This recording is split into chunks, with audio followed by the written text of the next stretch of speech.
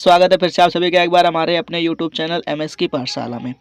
जैसा कि दोस्तों आप लोगों ने थंबनेल पर देख ही लिया होगा कि आज हम लोग बातचीत करने वाले हैं एक्सीलेंट ग्रामर बुक के सिंटैक्स टॉपिक के एडजेक्टिव की एक्सरसाइज नंबर 7A के बारे में आज हम लोग बातचीत करने वाले हैं दोस्तों, ठीक है।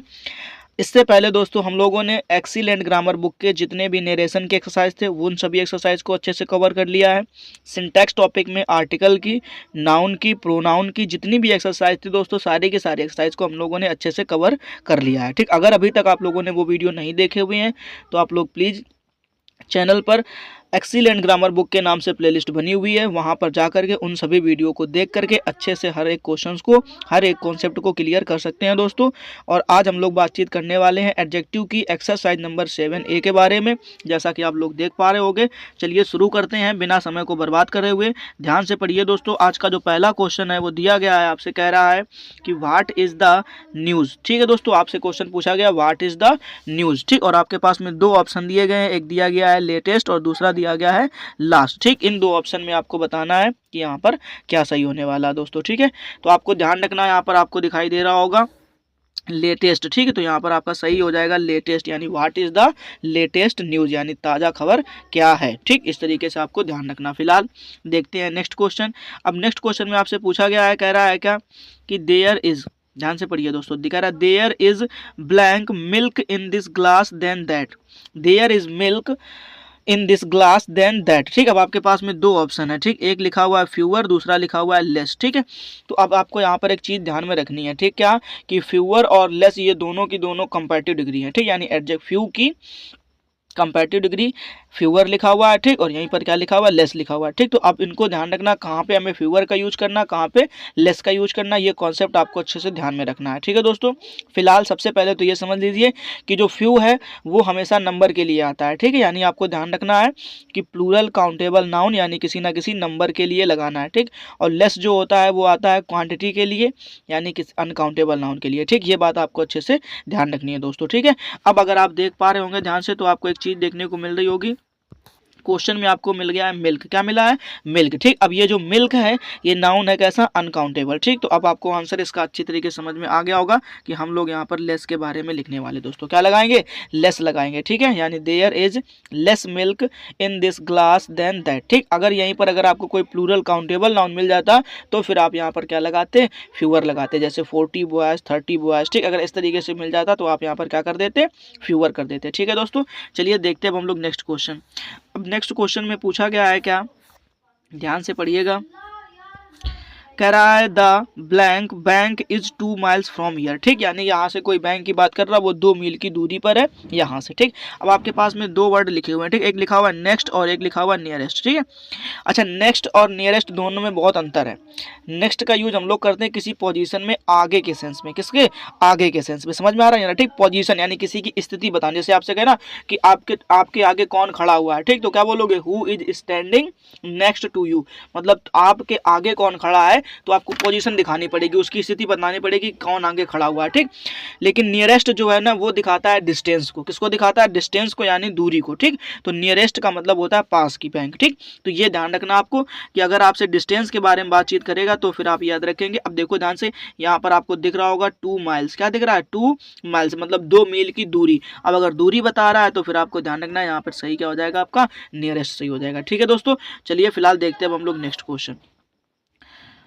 अब नेक्स्ट क्वेश्चन को ध्यान से पढ़िए, कह रहा है क्या कि Shyam blank is than Mohan, ठीक। Shyam is blank than Mohan, ठीक। अब आपके पास दो ऑप्शन लिखे हुए हैं, कह रहा है या तो एल्डर होगा या तो ओल्डर होगा, ठीक। अब आपको यहाँ पर बताना है कि यहाँ पर एल्डर सही है या ओल्डर सही है, ठीक है दोस्तों। तो आपको एक कॉन्सेप्ट याद रखना है क्या कि अगर ब्लड रिलेशन है मतलब खून का संबंध है, ये आपको ध्यान रखना, ठीक। अगर खून का संबंध है तो आपको ध्यान रखना है यहाँ पर एल्डर लगाते हैं कंपैरेटिव डिग्री में, ठीक। और सुपरलेटिव डिग्री में एल्डर्स लगाते हैं, ठीक।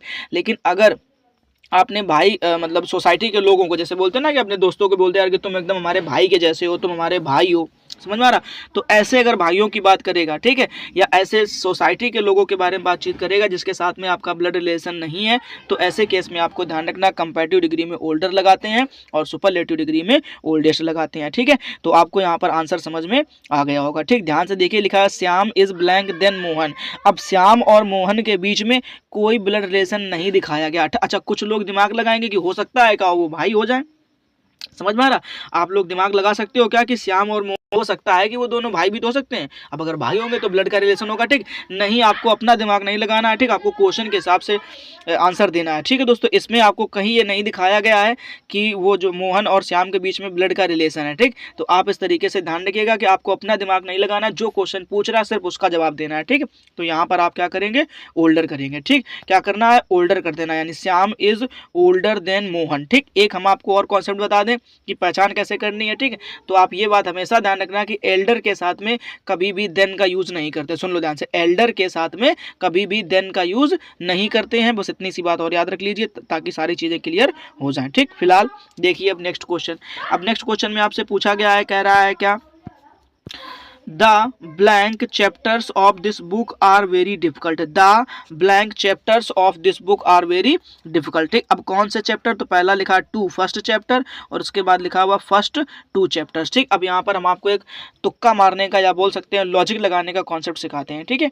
वैसे इसका कॉन्सेप्ट होता है ऑर्डिनल कॉर्डिनल, समझ में आ रहा है ना। कुछ ऑर्डिनल नंबर, कॉर्डिनल नंबर, ठीक। आप उसमें भूल जाओगे किसको ऑर्डिनल बोलना है, किसको कॉर्डिनल बोलना, कब ऑर्डिनल लगाना है, कब कॉर्डिनल लगाना, कब आगे ऑर्डिनल रहेगा, कॉर्डिनल रहेगा, ठीक। ये सब कॉन्सेप्ट भूल जाओ आप, ठीक। अब आप तुक्का लगाने का या बोल सकते हो लॉजिक लगाने का कॉन्सेप्ट सीखिए, ठीक है, कैसे हमें यहाँ पर लॉजिक लगाना है। फिलहाल देखिए ध्यान से किस तरीके से हमें लॉजिक लगाना है, ठीक है। अब कैसे लॉजिक लगाना है तो ध्यान से देखिए, ठीक। अब आपको यहाँ पर एक चीज़ दिखनी चाहिए साफ साफ, क्या, और वो ये कि यहाँ पर आपको दिख रहा होगा चैप्टर्स। क्या दिख रहा होगा, चैप्टर्स, ठीक। अब आप ध्यान से देखो, जो चैप्टर्स है वो कैसा है, प्लूरल। समझ में आ रहा, चैप्टर्स कैसा है, प्लूरल, ठीक। अच्छा, प्लूरल के लिए चीज क्या चाहिए हमें, प्लूरल, समझना ध्यान से, ठीक। अब आप यहाँ पर अगर ध्यान से देखिए तो टू कैसा हो गया, प्लूरल, लेकिन फर्स्ट कैसा हो गया, सिंगुलर, ठीक। अब बीच में सिंगुलर कैसे आ सकता है, अगर ध्यान से देखो तो चैप्टर्स कैसा हो गया, प्लूरल, मतलब इसके बगल में जो चीज यहाँ पे रहेगी उसको भी कैसा होना चाहिए, प्लूरल। समझ में आ रहा। टू कैसा नंबर हो गया, प्लूरल, लेकिन फर्स्ट कैसा नंबर हो गया, सिंगुलर, ठीक। तो ये तो ऐसे ही गलत हो जाना। अब यहाँ पर देखो ध्यान से, इसमें पहले क्या लिखा है, फर्स्ट, लेकिन बाद में अगर ध्यान से देखो तो आपको दिख रहा होगा टू। क्या दिख रहा होगा, टू, ठीक है। और यही आपका ऑप्शन सही हो जाएगा, ठीक। यानी आप बोलेंगे the first two chapters of this book are very difficult, ठीक। अब टू भी प्लूरल है, चैप्टर्स भी प्लूरल, दोनों आपस में मैच कर जाएंगे, ठीक, बगल में बैठ जाएंगे। ये समझ लो, ये हो गया एक लॉजिक, समझ में आ रहा, ये लॉजिक हो गया। कॉन्सेप्ट होता है ऑर्डिनल और कॉर्डिनल नंबर वाला। फिलहाल अब हम लोग देखते हैं नेक्स्ट क्वेश्चन के बारे में, ठीक है, ध्यान से पढ़िएगा।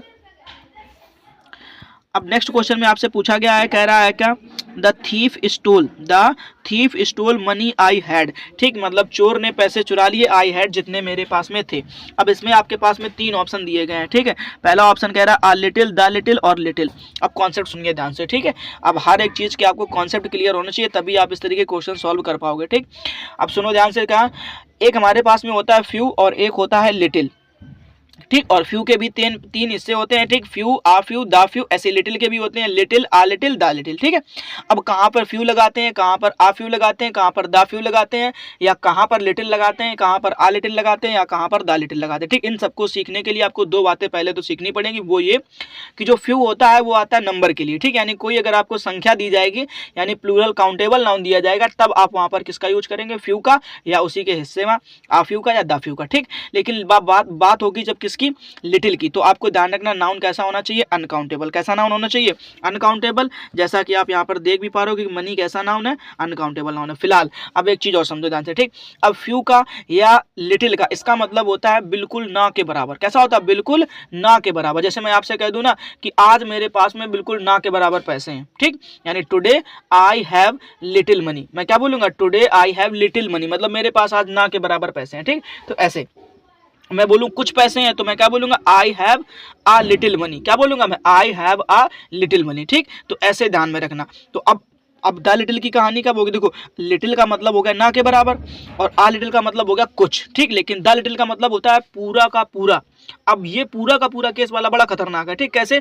दुनिया भर की सारी चीजें नहीं, जितना है उतना पूरा का पूरा, जितना तुम्हारे पास है उतना अगर पूरा का पूरा है तो फिर आप वहां पर क्या लगाएंगे, द लिटिल लगाएंगे, ठीक। जैसे इस सेंटेंस को पढ़ो जरा ध्यान से, क्या कह रहा है तुमसे, द थीफ स्टोल, यानी चोर ने चुरा लिए, मनी मतलब पैसे को या धन को, आई हैड जितना मेरे पास था, यानी चोर ने वो सारा धन चुरा लिया जो मेरे पास में था, दुनिया भर का नहीं, जो मेरे पास था वो पूरा का पूरा चुरा लिया। तो ऐसे केस में आपको क्या लगाना पड़ेगा, द लिटिल लगाना पड़ेगा, ठीक। अब आपको ये चीज समझ में आ गई होगी कि हमारा यहाँ पर ऑप्शन क्या सही हो जाएगा, द लिटिल, ठीक। इसी तरीके से फ्यू की मीनिंग होती है, नंबर में अगर ना के बराबर है तो आप फ्यू लगाएंगे, कुछ है तो आप फ्यू लगाएंगे, और अगर जितना है पूरा का पूरा तो उसमें क्या लगा देंगे, द फ्यू लगा देंगे, ठीक। चलिए अब हम लोग देखते हैं नेक्स्ट क्वेश्चन दोस्तों, ठीक है।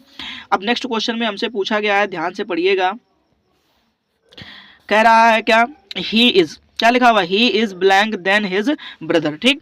अब देखो ध्यान से, यहाँ पर आपको क्या दिया गया है, देन, ध्यान से पढ़ो, क्या लिखा हुआ है, देन लिखा हुआ है, ठीक। अब देन हमेशा याद रखना किस डिग्री में आता है, तो कंपैरेटिव डिग्री में आता है, ठीक। यानी एडजेक्टिव की 3 डिग्री होती है, पॉजिटिव डिग्री, रिलेटिव डिग्री। अब देन की बात करें तो देन हमेशा ध्यान रखिएगा किस में आता है, कंपैरेटिव डिग्री में, तो आपको यहाँ पर देखने को मिलेगा डलर, ठीक है दोस्तों। इस तरीके से ये क्वेश्चन भी सॉल्व हो जाएगा। चलिए देखते हैं अब हम लोग नेक्स्ट क्वेश्चन।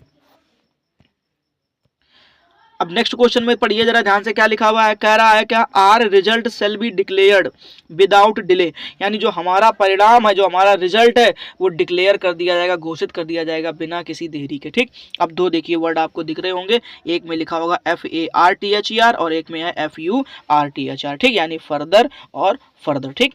अब सुनना ध्यान से, क्या FAR का मतलब, कॉन्सेप्ट समझो ध्यान से, क्या FAR का मतलब क्या होता है, फार, फार का मतलब होता है दूर, ठीक। दूर से मतलब होना चाहिए दूरी, दूर से मतलब होना चाहिए दूरी, यानी जब आपके क्वेश्चन में दूरी के बारे में बातचीत करेगा तब आप ध्यान रखना क्या लगाएंगे, फार्दर लगाएंगे, FARTHER, ठीक। लेकिन जब दूरी के अलावा कोई दूसरी बात होगी तब फिर आपको वहां पर लगाना पड़ेगा फर्दर, FURTHER, ठीक। ये बात आप अच्छे से ध्यान रख लीजिए, ठीक है। तो आपको यहाँ पर क्या करना पड़ेगा, अब आपको समझ में आ गया, ना हमारा जो परिणाम है, जो हमारा रिजल्ट है वो बिना किसी आगे देरी के डिक्लेयर कर दिया जाएगा।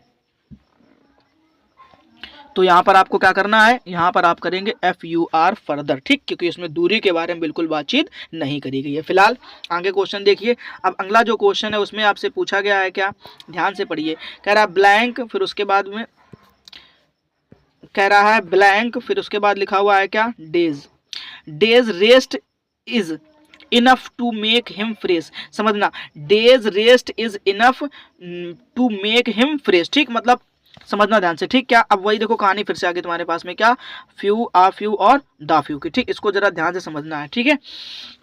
आप यहाँ पर क्या करेंगे, फ्यू लगाएंगे या आ फ्यू लगाएंगे या दा फ्यू लगाएंगे, ये जरा सोच करके बताना है, ठीक है। सुनना, कह रहा है फ्यू डेज, क्या कह रहा है, फ्यू डेज। अब बताओ, ना के बराबर दिनों जो है वो पर्याप्त होंगे उसके कैसे लिए, ठीक। अब तीनों इसमें भर के देखिए, खुद ही आपको मीनिंग समझ में आ जाएगा अच्छी तरीके से, ठीक। सबसे पहले आप भरिए यहाँ पर फ्यू, तो फ्यू का मतलब क्या बोलोगे, हमने क्या बोला था, ना के बराबर, ठीक, यानी ना के बराबर दिन जो है वो पर्याप्त हैं उसे फ्रेश करने के लिए, ठीक।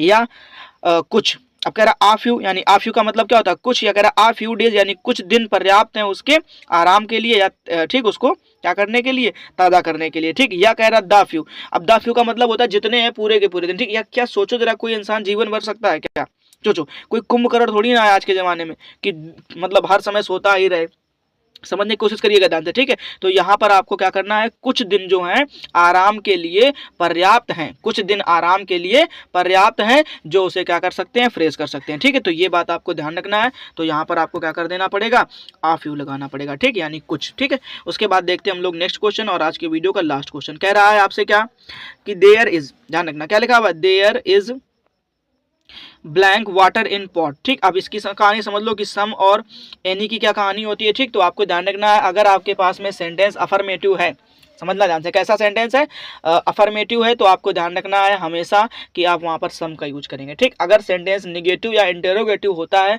तब हम लोग किसका यूज कर पाते हैं, एनी का यूज कर पाते हैं, ठीक। तो ये बात आपको अच्छे से ध्यान रखना है। फिलहाल दोस्तों अगर आप लोगों को वीडियो पसंद आया है तो प्लीज़ वीडियो को लाइक कर दीजिए, और अगर आप चैनल पर फर्स्ट टाइम आए हुए तो प्लीज़ चैनल को सब्सक्राइब कर लीजिए। ठीक है, एक और छोटी सी जानकारी कि अगर आपको केमिस्ट्री भी पढ़नी है, ठीक है, तो हमारे ही चैनल पर यानी 2025 में जो आने वाला आपका बोर्ड एग्जाम है, ठीक, उस एग्जाम के पॉइंट ऑफ व्यू से जितने भी मोस्ट इंपॉर्टेंट टॉपिक हैं उन सभी टॉपिक का आपको हर रोज कोई ना कोई वीडियो यहाँ पर देखने को मिलने वाला है दोस्तों। ठीक है, अगर अभी तक आपकी केमिस्ट्री बिल्कुल भी तैयार नहीं है तो आप इस चैनल पर आ करके हर एक वीडियो को देख करके अपनी केमिस्ट्री को अच्छे से तैयार कर सकते हैं दोस्तों। ठीक है, हम लोग फिर से मिलेंगे ऐसे ही किसी नेक्स्ट वीडियो के साथ में दोस्तों। तब तक के लिए जय हिंद, अपना ख्याल रखिए और अच्छे से पढ़ाई करते रहिए दोस्तों। ठीक है।